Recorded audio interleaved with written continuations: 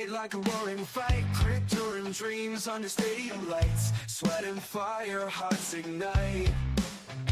Evening sparks will fade, with the Ginch we play. Hello there, ladies and gentlemen. It is Thursday. Welcome to another edition of Early Evening Sports Buffet with the Ginch. I'm Ginch. I'm at your host here on the Cold County Entertainment Network. It's cold. It's cold across the nation. Look, Miami's going to get in the cold. That's how bad this cold snap is. Thanks for the fellas there for the intro with the song. But yes, it is cold. The Carolinas are going to see another snowstorm. Good luck with that. Blizzard warnings possibly on the coast. But I see him in the green room. Mr. Noah Strang. I'll just read it off the tweeter machine here. At Noah Strang _ on the tweeter. Vancouver, New York-based journalist covering the hashtag CANUCKS and more at NYU _ journalism. Master's student. Pro Hockey Writers Association. He is a member. You can get in touch with him at nastrang25@gmail.com. Let me bring him on. There he is, Mr. Noah Strang. Noah, thanks for joining. Thank you for having me on, Ryan. Really appreciate it. Yes, sir. So the Vancouver Canucks. Look, I was trying to do research on them because I do follow hockey. And look, categorically, statistic-wise, it's not good. Look, they have 10 wins. I think they have 10 wins. Is it 10 wins, correct? They have 10 wins. Yeah, I need to double check the exact number, but I mean, it's not pretty, like you said. They've given up the third most goals. They've got the third worst penalty kill. Where are the bright spots, Noah? There's not many to speak of right now. I mean, I think the one bright spot maybe as a Canucks fans, it finally seems like management's okay with sucking this year, and they're quite a few points back of 31st now, so at least it looks like they're going to get the best lottery odds, so maybe that's the one bright spot. So where has it gone wrong so quickly? Look, I follow hockey. I'm not up on Vancouver. Is it youth? Is it just the fact that they're just going through a rebuild?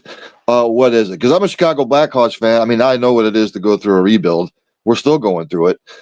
So what's management's thinking here? But, I think it's important to understand that this wasn't supposed to be a rebuilding year. Like, coming into this season, management wanted to compete this year. Quinn Hughes was still on the team, and they wanted to show him that they could ice a competitive product and hopefully entice him to sign a deal when he was eligible to sign an extension in Vancouver. And they really had hopes this year that they would be a playoff team. And I mean, if you look back at a lot of the predictions, a lot of people had the Canucks in kind of like a wild card spot there. Their division. Some of those teams have overperformed this year, but it wasn't seen as being very strong. A lot of teams in there that are kind of rebuilding. And I think heading into this season, you would have said on paper, like the goaltending looks pretty good. The defense looks pretty good. And the forwards, not amazing, but they had some pieces there, some veteran guys that had scored in the past. And you're hoping, that Elias Pettersson could bounce back to that form. But unfortunately, they needed a lot of things to go their way to be competitive. And almost every single one of those things has gone the other way. From day one of this season, they had to deal with a lot of injuries. And not only injuries, but injuries at positions they were already weak at. Most notably, down the middle of the ice, they were weak coming into the year at center. That was obvious. Everyone could see it. And Philip Hedl was really expected to carry a line a little bit as a second line center. And he's had countless head and neck injuries. I know he spoke the other day after returning from the latest concussion. Like, he doesn't like the media speculating on how many concussions he's had, but the exact number doesn't really matter. I mean, we're talking about a player now that has shown like a repeated pattern of head injuries. And when he went down early in the year after being on the wrong side of a big hit, it really exposed his team down the middle and kind of like everything to start unraveling from there. So, look, the season's going to be a watch anyway. We got the Olympics coming up. What do you think they're going to do by the trade deadline, which I believe is March 6th, is what I'm seeing here? Yeah, they need to sell off assets. I mean, it's already started a little bit, and like the rumor mill is going right. Evander Kane seems to be the next one to go. There's been a couple reports linking him to different teams. I know. I think Dallas was mentioned at one point. I think Colorado was mentioned. Like some of those playoff teams that could use a veteran guy that's played in the playoffs, that is a bigger body, has a track record of showing up in the playoffs. I think he could be interesting. But I mean, he's not going to fetch a huge return. They already Right. got rid of perhaps their biggest trade chip in Kiefer Sherwood. Brought back a couple draft picks. Then I think what's going to have to happen is they're going to have to look at some of their better players and say, are we ready to trade these guys? And while it may hurt a little bit more than getting rid of like a pending unrestricted free agent like Sherwood was or like Kane is, those are the moves you have to make in a rebuild. And I'm thinking about guys like Connor Garland, whose name has been in the rumor mill a bit over the last little bit. He's got an extension that kicks in next summer, but like where the Canucks are right now, Garland's not going to be. He doesn't fit the timeline, but he can still be a good player on a team in like a middle six role as a winger. I still think he's a very good player, even if the season hasn't really gone all that great for him personally. I mean, he had a really great start to the season, but the Canucks environment right now is not one that any player really looks good in. I don't think there's like very many players on the Canucks that have done well this season. So the next thing that they're gonna have to do before the trade deadline is look at some of these guys like Garland, DeBrusk, maybe even Pedersen. Like, are these guys going to be on the way out before the deadline? So, with all that being said, what are you looking at for the rest of the year? Because obviously they're not going to make the playoffs. Like we said, the season's a wash. But what are you looking at from the players going forward? Look, we're coming up on the Olympic break. It's for a chance for the teams to take a breather. Those that aren't participating in the Olympics. But when they come off the Olympic break and they head back to the season, obviously we have the deadline. What are you looking for from the players and the coaching staff going forward until the end of the season? Well, there's a couple things. I think the first one is pretty obvious when you're in this situation. Like, you're hoping to see the young players, play well, put together some good performances, even if it doesn't lead to wins. Like, hopefully the defensemen like Tom Wielander, Elias Pettersson on the back end, the young defenseman, even some of the forwards like Atu Ratu, some of these guys, Jonathan Lekaramaki, can hopefully put in good performances and like prove that they're going to be players in the future and like give fans something to get excited about. I think also something that's going to be interesting to follow is Adam Foote as head coach. The season's gone completely off the rails. It's not totally his fault, but he's also not blameless in my opinion. Like, lands somewhere in the middle. But is he going to be the coach again next season after how the year has gone? And I think, the Canucks have lost like 12 of their last 13 games or something like that. I'm not sure it's exactly correct, but the way that they're losing some of these recent games, I mean, some of them, they kind of like have a bit of that ethical tank to them where it's exciting and they show some fight.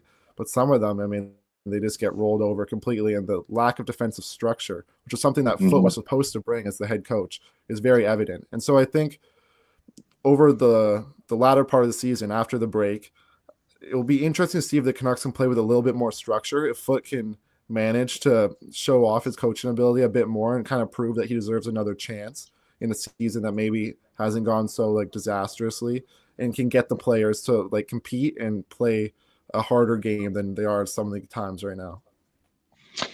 All right, Noel, before I let you go here, we got to talk about the Olympics a little bit. Ice hockey Olympics.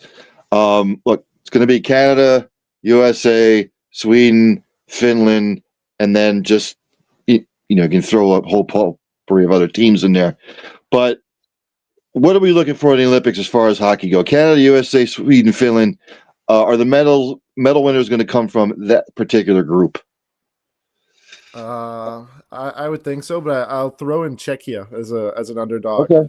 I think Czechia's got a real chance to finish with a medal. They've got some great players. I think Pasternak is unbelievable. They've got Canuck and Philip Hronik on the back end. They've got I believe Dostal is the goalie there. I could be mistaken, but I think he is. And I really think that they have the chance to make something happen. I mean, they won the World Championships 2 years ago, was it? I think the Americans got it last year. Then Czechia won 2 years ago. And Finland and Sweden both have a couple of injuries, so like key players that. I mean, I always think of Finland and Sweden, they're great hockey countries, but when you look at their complete roster, they're often a little bit thinner than like the Americans and Canadians, which is what separates it a little bit. And with some of those injuries to the top end guys, like I know Barkov obviously is out for Finland, and Sweden's lost Leo Carlsson recently, who had such a great start to the season. I mean, those rosters are starting to look a little. I mean, they're still unbelievable, obviously, and those countries always do well, but a little bit more thin at certain positions. And I think Czechia, has got a chance to go for bronze, or even better if they can pull off an upset. But I think everyone's hoping to see a Canada USA final. I mean, I sure am. I mean, the Four Nations last year was unbelievable. I think it got everyone super excited to see something similar here at the Olympics on an even bigger stage with even more at stake. And I'm sure that the players are absolutely dying and ready to go. Ladies and gentlemen, that is Noah Strang. Oh, who's going to be your Stanley Cup winner? I'm just saying it now. I know it's only January. I'm going to have to bring it back on before the playoffs start. But if the playoffs started today, Noah, yeah, Eastern Conference, Western Conference, who would be your two teams in the finals right now? Oh, I mean, it's difficult. There's a lot of great teams this year, which is why the NHL is so exciting. I mean, in the West, it's hard to go against Colorado. They look so dominant right now. But, I think I'll switch it up. I'll pick something different. It can be hard to sustain like such a high level from the start of the season all the way to the end. And so I'll pick out of the West Minnesota. I think obviously Quinn Hughes is there right now, and I think that they're not done. I wouldn't be surprised. I've heard Wallsted's name in some trade rumors. And I think if they can trade him for a top 6 center, that roster starts to look really, really good. They still need another forward or two, preferably a center. But I think Minnesota has a really good chance. I mean, the issue there, too, is how strong the Central Division is. I mean, they're probably going to have to play Dallas in the first round, Colorado in the second round, and then Vegas or Edmonton in the third round just to make it to the finals. It's an incredibly difficult path. So, I mean, it'll be difficult, but I like their team. I like the way that they've set up. I think they've got some really good players. And in the Eastern Conference, I know a lot of people have Tampa. Tampa is really, really good. I'll stick with Tampa. I admire Vasilevsky a ton. I think he's probably one of the best big game goalies in the world. I think he's really good back there, and they're getting some contributions from defensemen that I wasn't as familiar with their game at the start of the season. Like JJ Moser has been playing great. Radish has been playing great.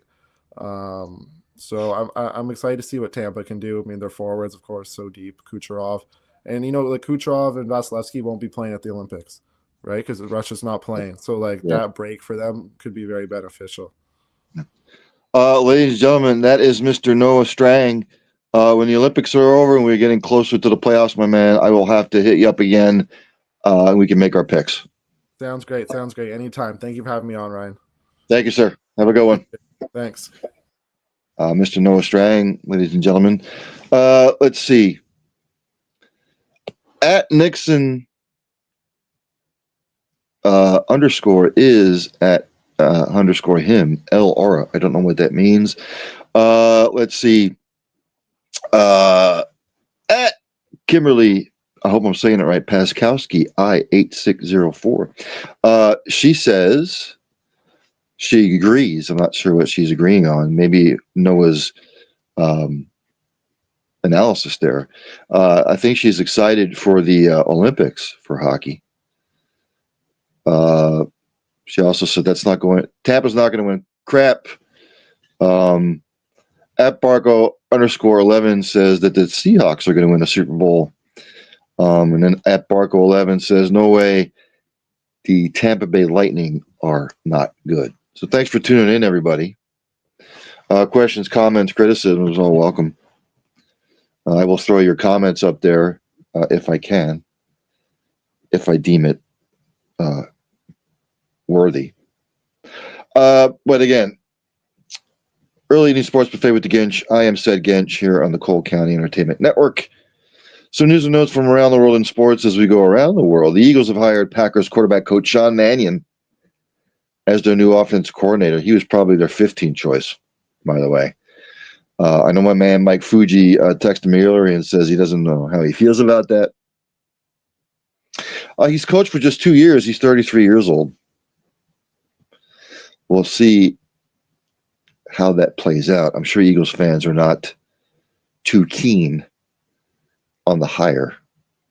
I thought that they would probably bring in somebody of a higher stature, but they have not.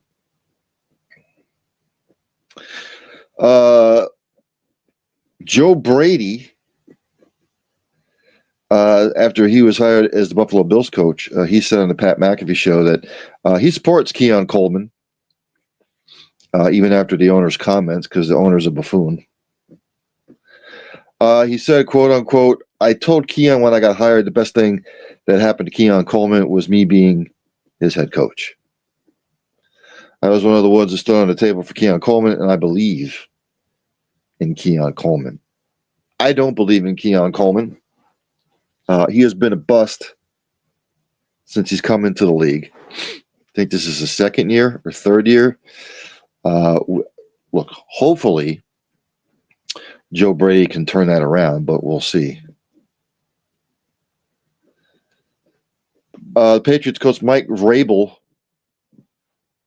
has said that he is not worried about quarterback Drake May's shoulder. I guess Drake is dealing with a shoulder issue, but he says he's not worried. Buffalo Bills Josh Allen, he had surgery on his foot, but he said he is expecting to be ready by OTAs. I did not know he was battling a foot injury. Super Bowl hype already.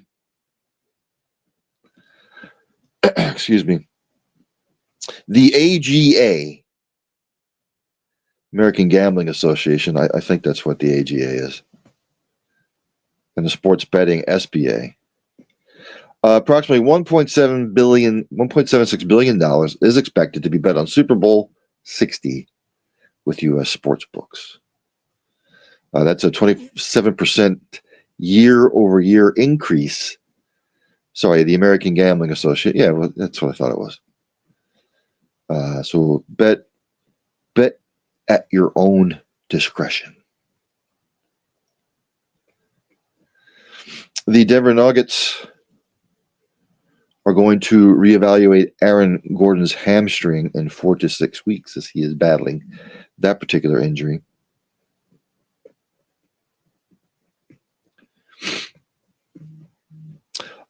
So that's the major news. And notes from around the world of sports today. I'm looking for other NFL news. I've basically gone over all those from yesterday. Let's go to the NBA, shall we? Scores from yesterday. The Hawks beat my Celtics 117 to 106. Leading scorer for the Hawks. It was Mr. Alexander Walker with 21 points. Mr. Johnson added 19 points and 14 rebounds for the Celtics. The leading scorer was Jaylen Brown with 21 points. The Spurs beat the Rockets. Spurs are definitely a team to be reckoned with. They win 111-99 for the Spurs. Your leading scorer was, of course, Mr. Wembanyama. 28 points, 16 boards. Leading scorer of the Rockets was Mr. Kevin Durant, 24. It was Mr. Thompson. Amen Thompson with 25 points. Mr. Sengun, I call him, 18 points, 10 rebounds. Cavaliers beat up on the Lakers 129-99. Luka Doncic, leading scorer with 29 points for the Cavs. Your leading scorer was Mr. Mitchell, 25 points. Pacers beat the Bulls 113-110. Leading scorer for the Bulls was Mr. Vucevic, 25 points. Leading scorer for Indiana was Pascal Siakam, 20 points. Magic beat the Heat 133-124. Leading scorer for the Magic, Mr. Pablo Banchero. He had 31 points and 12 boards. For the Heat, your leading scorer was Mr. Fontecchio off the bench with 23 points. Bam Adebayo, a double-double, 21 points, 12 boards. The Canucks beat the Raptors 119-92. For the Knicks, your leading scorer was Mr. Bridges, 30 points. Karl Anthony Towns, have yourself a day with 22 rebounds. For the Raptors, leading scorer was Mr. Ingram with 27 points. Mr. Barnes added 17 points, 10 boards.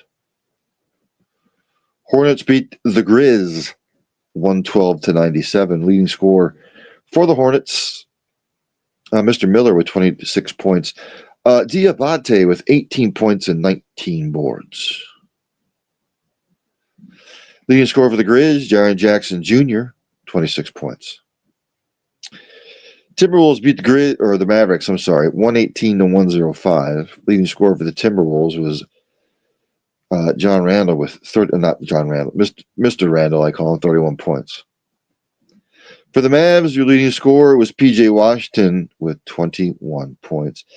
And the Warriors beat the Jazz at a barn burner, 140-124. Leading scorer for the Warriors, Stephen Curry with 27 points.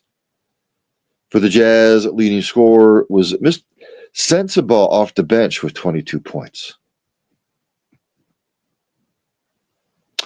On the slate tonight, the Bucks at the Wizards, the Kings at the 76ers, the Rockets at the Hawks, Heat at the Bulls, the Hornets at the Mavs, the Nets at the Nuggets, the Pistons at the Suns, and the Thunder at the Timberwolves. NHL action from last night, the Islanders beat the Rangers 5-2. Blue Jackets beat the Flyers 5-3, and the Sens beat the Avalanche 5-2. Heavy slate in the NHL tonight. The Flyers are at the Bruins. The Blackhawks are at the Penguins. Panthers are at the Blues. The Flames are at the Wild. The Maple Leafs are at the Kraken.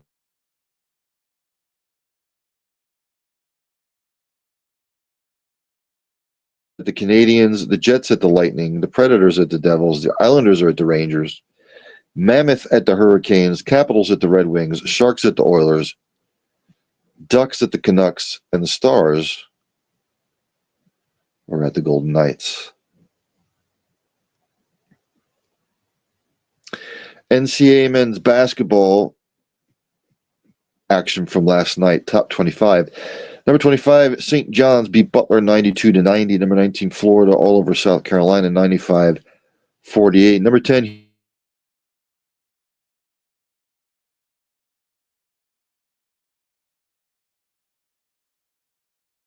was at number 8, Iowa State.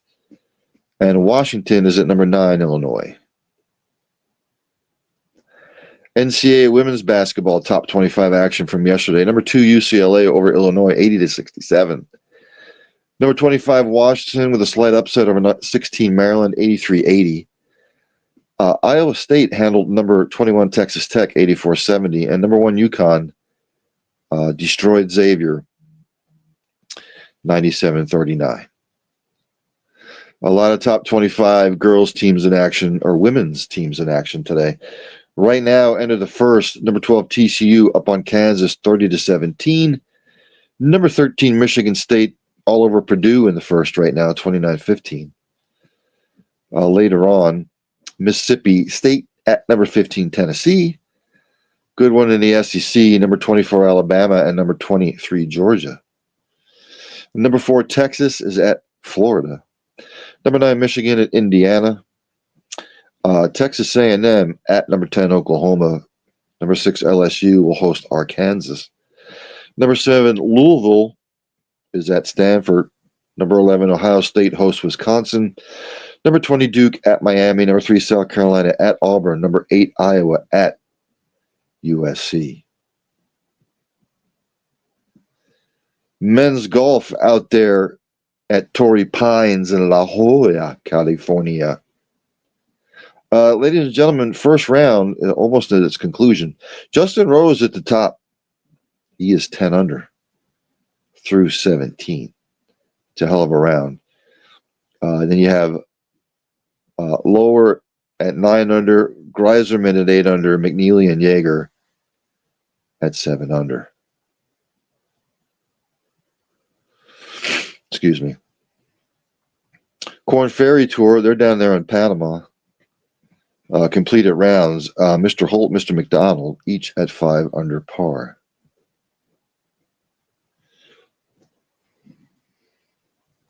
Women's golf. think I went over this yesterday. They're down there in Orlando. Miss Hataya. See, I'm going to butcher the name. Hateauka,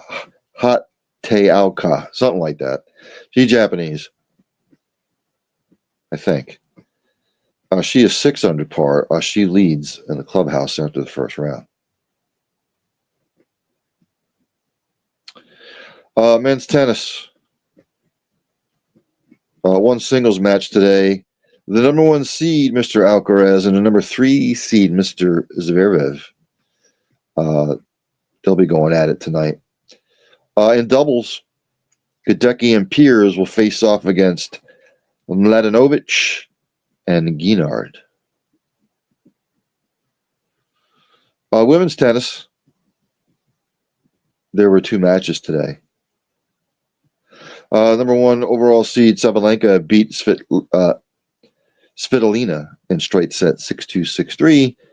And unfortunately, the 6 seed American Miss Pegula dropped to the 5 seed Rabakina straight sets 6-3,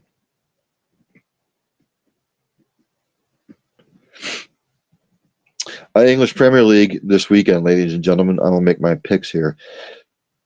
It'll kick off Saturday. Leeds will be hosting Arsenal. I've got Arsenal winning this 2-1 after that piss-poor performance last week.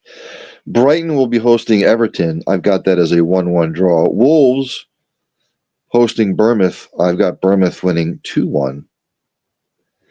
Chelsea will be hosting West Ham. I've got Chelsea winning 3-1.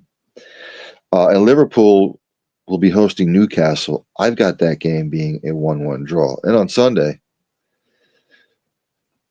Aston Villa hosts Brentford. I've got Aston Villa winning 2-1. Man United is hosting Fulham. I've got this as a 1-1 draw. Nottingham Forest hosting Crystal Palace. I've got Nottingham Forest winning 2-1. Spurs hosting Man City. I've got Man City winning 2-1. And on Monday, Sunderland will host Burnley. I'm going 0-0 draw. So how's that?